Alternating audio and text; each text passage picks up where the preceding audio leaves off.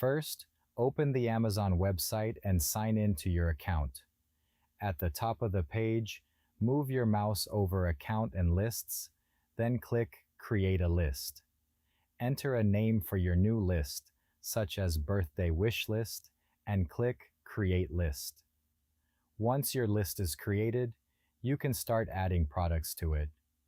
Search for an item you want, open the product page, and look for Add to List near the buying options. Select the wish list you just created, and the item will be added to it.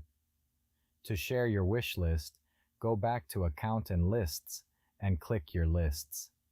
Open the wish list you want to share, then click the Invite or Send List to Others option near the top of the page.